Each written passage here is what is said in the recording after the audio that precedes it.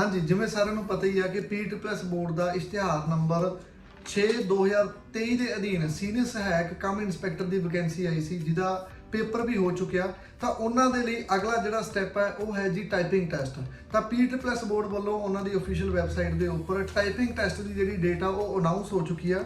ਤਾਂ 6 number advertisement 2023 ਦੀ, ਤਾਂ ਉਹਨਾਂ ਦਾ ਜਿਹੜਾ ਟਾਈਪਿੰਗ ਟੈਸਟ ਹੈ ਉਹ 30/11/2025 ਯਾਨੀ ਕਿ 30 ਨਵੰਬਰ 2025 ਨੂੰ ਕਰਵਾਇਆ ਜਾ ਰਿਹਾ ਹੈ। ਤਾਂ ਇਸ ਸੰਬੰਧੀ ਜਿਨ੍ਹਾਂ ਬੱਚਿਆਂ ਨੇ ਅਪਲਾਈ ਕੀਤਾ ਸੀਗਾ ਤਾਂ ਉਹ ਆਪਣੀ ਜਿਹੜੀ ਅਪਡੇਟ ਆ ਜਾਂ ਆਪਣੇ ਐਡਮਿਟ ਕਾਰਡ ਨੇ ਕਿ ਉਹ PEET+ ਬੋਰਡ ਦੀ ਵੈਬਸਾਈਟ ਤੇ ਜਾ ਕੇ ਡਾਊਨਲੋਡ ਕਰ ਸਕਦੇ ਆ।